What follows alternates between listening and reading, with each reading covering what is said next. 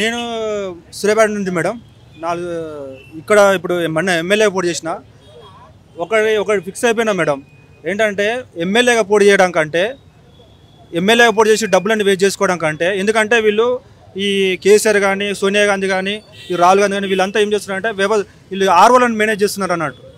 ఎందుకంటే ఆర్ఓలను మేనేజ్ చేసి ఆర్ఓలతోని నామినేషన్లు రిజెక్ట్ చేస్తున్నారు. ఇప్పుడు మన ఈ ఎమ్మెల్యేగా పోటీ చేయడం కంటే ముఖ్యమంత్రిగా ప్రధానమంత్రిగా పోటీ చేసి ఎమ్మెల్యేలను కొనుక్కోవడం ఎంపీలను కొనుక్కోవడం బెటర్ అనిపిస్తుంది. ఎందుకంటే ఈ డబ్బులన్నీ వేస్ట్ చేసి ఈ కేసు నేను తెలంగాణ ఉద్యమం చేసిన మేడం. తెలంగాణ ఉద్యమం చేసిన తెలంగాణ భవన్లో ఉండి తెలంగాణ భవన్లో చదువుకునే టైంలో చదువుకోకుండా తెలంగాణ రాష్ట్ర నాయకుడిగా తెలంగాణ ఉద్యమం చేసిన మేడం. అయితే ఇప్పుడు ఈ కేసీఆర్ రాహుల్ గాంధీ వీళ్ళంతా మా నాన్న single window director, single window chairman, మా నాన్న బతుకున్నప్పుడు చనిపోయాడు. ఈ కక్ష పట్టేసి ఏం చేసినారంటే నా మీద ఈ ఫోన్ ట్యాంపరింగ్ చేసుకుంటా కేసీఆర్ ఈ రాహుల్ గాంధీ ఫోన్ ట్యాంపరింగ్ ఈ పోలీసు ఇప్పుడు మీది ఏమని రిజెక్ట్ చేసిండ్రు అంటే అయినది అట్లా అయింది, మీదేమని రిజెక్ట్? రీజన్ ఏం లేదు మేడం. రీజన్ చెప్పట్లేరు. నోటీస్ బోర్డులో ఇంతవరకు నామినేషన్ ఎందుకు రిజెక్ట్ చేసిరా అనేది నోటీస్ బోర్డులో పెట్టాలి.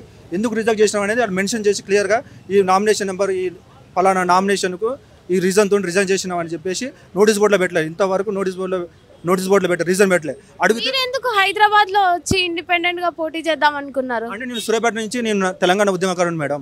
నా మీద KCR phone tampering telepathy department ద్వారా మైండ్ చేసుకుంటా గత 15 సంవత్సరాలు నేను తెలంగాణ ఉద్యమం చేసిన మేడం. అయితే వేల కోట్లకు లక్షల కోట్లకు మంత్రి పదవులు ఎమ్మెల్యే టికెట్లు అమ్ముకొని కేసీఆర్ ఈ సోనియా గాంధీ నన్ను తొక్కేస్తున్నాడు. ట్యాంపరింగ్ చేసి 15 సంవత్సరాల నుంచి సోనియా గాంధీ తొక్కేస్తున్నాడు. సోనియా గాంధీ కేసీఆర్ రాహుల్ గాంధీ ట్యాంపరింగ్ చేసేసి మైండ్ మేనేజ్ చేసుకుంటా నన్ను తొక్కేస్తున్నారు. అంటే మిమ్మల్ని ఎందుకు అట్లా చేస్తున్నారు? తాత ముత్తాతలు కేసీఆర్కి రాహుల్ గాంధీకి జవహర్లాల్ నెహ్రూకి ఇందిరాగాంధీకి అప్పులు ఇచ్చినారంట. సో ఆ టైం అందువల్ల మా ఫ్యామిలీని తొక్కేస్తున్నారు.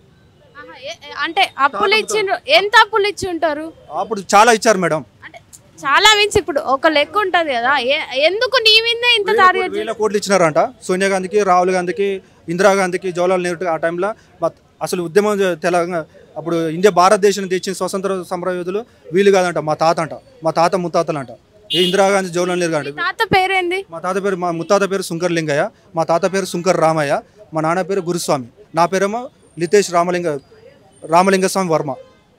మీ వెనకాల ఇంత బ్యాక్గ్రౌండ్ ఉంది కాబట్టి మీరు ఎమ్మెల్యేలో గెలుస్తా అనుకున్నారు తెలంగాణ ఉద్యమం చేసినప్పటికీ ఇప్పుడు వెల్ నోన్ ఫేస్ లోనే వాళ్ళు యాక్సెప్ట్ చేస్తలేదు సమాజం. అంటే మిమ్మల్ని ఎందుకు యాక్సెప్ట్ చేస్తారు అనుకున్నారు ఇక్కడ ప్రజలు?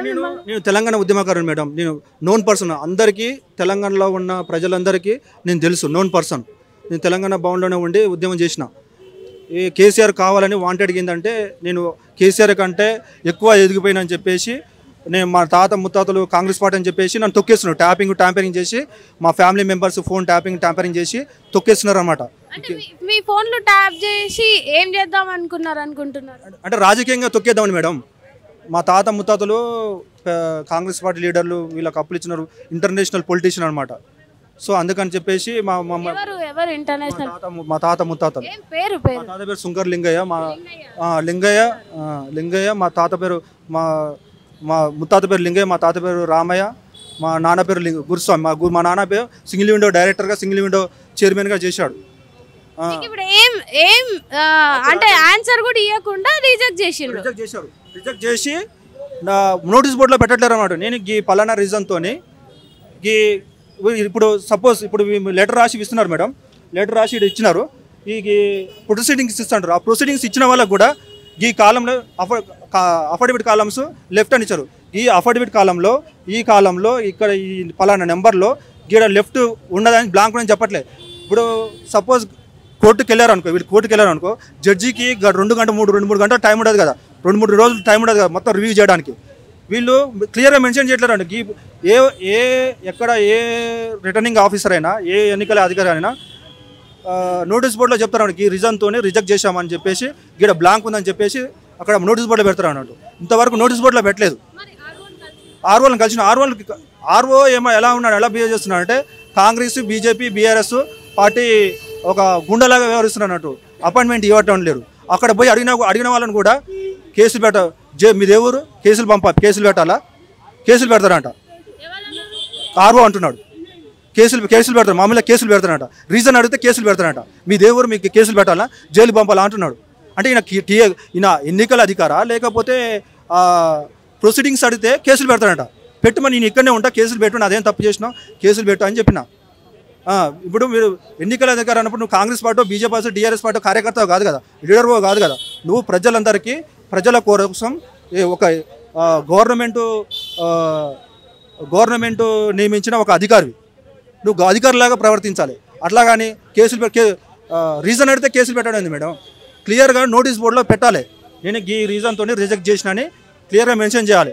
ప్రొసీడింగ్స్ వాళ్ళకు రీజన్ అడిగితే వాళ్ళకు అఫిడవిట్ కాలమ్స్లో అఫిడవిట్ అంటే ఒక 10 పేజీల అఫిడవిట్ ఉంటుంది. అందులో ఏ కాలంలో ఎక్కడ రిజెక్ట్ చేసినాం అనేది వాళ్ళు క్లియర్గా మెన్షన్ చేయాలి.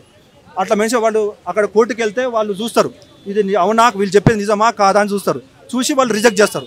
వీళ్ళు ఇంతవరకు నామినేషన్ రీజన్ చెప్పట్టడం లేదు, నోటీస్ బోర్డులో పెట్టలేదు. అడిగిపోతేనేమో ఆయన లోపల కూర్చుంటుండు, ఇక్కడ గట్టిగా అడుగుతానేమో పోలీసు వాళ్ళతో బయటకు పంపిస్తున్నారు. అంటే వీళ్ళు ఏంటంటే మీ ఉద్యమం ఎటు కొనసాగబోతుంది, నెక్స్ట్ ఏంది మరి? ఏంది మేడం, ఎమ్మెల్యేలని సోనియా గాంధీకి, ఇందిరాగాంధీకి, రాహుల్ గాంధీకి, జవహర్లాల్ నెహ్రూకి అప్పులు ఇచ్చిన వాళ్ళం. ఊరికే ఎమ్మెల్యేగా నేను మొన్న హరిశ్చంద్రన్ ఉంది కదా, కలెక్టర్ హరిశ్చంద్రన్ ఉంది కదా, నేను ఎంపీగా పోటీ చేసినప్పుడు కూడా వితౌట్ రీజన్తో నామినేషన్ రిజెక్ట్ చేసినది. ఎమ్మెల్యే కూడా నామినేషన్ రిజెక్ట్ చేసారు. వీళ్ళంతా టెలిపతి డిపార్ట్మెంట్తో బ్రెయిన్ మేనేజ్ చేసుకుంటా, కేసులు పెట్టించుకుంటా. కేసీఆర్ ఫ్యామిలీ, అసలు నాకు ఒక డౌట్, వీళ్ళు కేసీఆర్ ఫ్యామిలీ మెంబర్స్ రాజకీయ నాయకుల పోలీసులు అనేది ఒక డౌట్ ఉన్నది. ఎందుకంటే పోలీసుల దగ్గర ఉన్న టెక్నాలజీ మొత్తం తీసుకొని వీళ్ళు, నాకు కూడా డౌట్ వస్తుంది. సోనియా గాంధీ నాకు డౌట్ వస్తుంది, వీళ్ళు ఏ బ్యాచ్ పోలీసులు ఎప్పుడు అపాయింట్మెంట్ తీసుకున్నారో చెప్పాలి. వాళ్ళ మీద ఎన్నోసార్లు కంప్లైంట్ ఇచ్చిన. అంటే మీ ఫోన్ ట్యాప్ అయింది అని చెప్పి కంప్లైంట్ ఇచ్చిండ్రా? ఫోన్ ట్యాపింగ్ చేస్తున్నారు, ట్యాంపరింగ్ చేస్తున్నారు. వీళ్ళు బ్రెయిన్లో మాట్లాడే. ఎట్లా తెలిసింది ఫోన్ ట్యాపింగ్ ఆన్లై చేసిండ్రా అని? వాళ్ళు టెలిపతి డిపార్ట్మెంట్ అని పోలీసులో ఒక టెక్నాలజీ ఉంటుంది మేడం. ఆ టెక్నాలజీతో ఏంటంటే మైండ్ మేనేజ్ చేస్తారు అన్నాడు. మనం ఏం ఆలోచిస్తున్నాం, ఏం థింక్ చేస్తున్నాం అనేది ఒక మైండ్ మేనేజ్ చేస్తారు అన్నట్టు. వీళ్ళు వేల కోట్లకు, లక్షల కోట్లకు మంత్రి పదవులు అమ్ముకున్నారు, మా తాత ముత్తాలు రాజకీయ నాయకులు. సో సోనియా గాంధీ వీళ్ళంతా ఒకటైపోయి నన్ను తొక్కేస్తున్నాను అన్నట్టు. ఎదగనేయకుండా ఉన్న డబ్బులన్నీ గుంజుకుంటున్నారు అన్నట్టు. మా బావ దగ్గర కూడా మన 15,000 కోట్లు తీసుకున్నారు. అందుకని బావా అంటే పేరు, మా ఫ్యామిలీ మెంబర్స్ అందరినీ ట్యాంపరింగ్ చేస్తున్నారు మేడం. కేసు పెట్టిస్తున్నారు సోనియా గాంధీ, ఇందిరాగాంధీ. ఆ టైంలో మా తాత దగ్గర నుండి ప్రభుత్వాలు పైసలు తీసుకుంటున్నాయి కదా మీ కుటుంబం దగ్గర నుండి, మరి మీకు ఎందుకు సపోర్ట్ చేస్తలేవు? ఎందుకు సపోర్ట్ చేయడం అంటే ఇప్పుడు ఇందిరాగాంధీ మోసం చేసింది మేడం.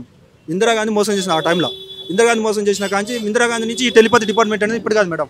ఇందిరాగాంధీ మా తాత ముత్తాల నుంచి ఇందిరాగాంధీ మేనేజ్ చేస్తుంది అన్నట్టు.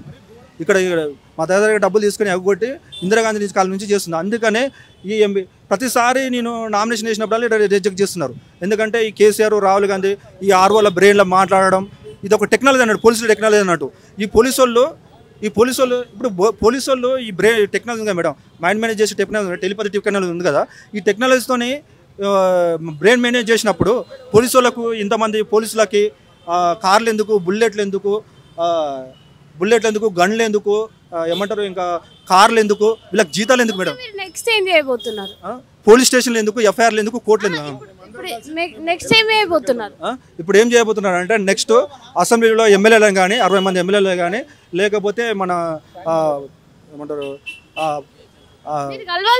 పార్లమెంట్లో కొనేస్తాం మేడం.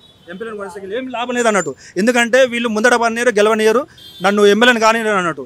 నేను ఒక మా ఫ్యామిలీ మెంబర్స్ కానీ మమ్మల్ని కానీ ఈ సోనియా గాంధీ ఫ్యామిలీ మమ్మల్ని ఏమంటారు ప్రజాప్రతినిధిగా పోటీ చేయకుండా, పోటీ చేస్తే ఎమ్మెల్యే, ఎంపీ అయితే మళ్ళీ వీళ్ళు తీసుకున్న డబ్బులన్నీ ఎక్కడ చేయబడుతుంది అని చెప్పేసి మమ్మల్ని అణిచేస్తున్నారు అన్నట్టు.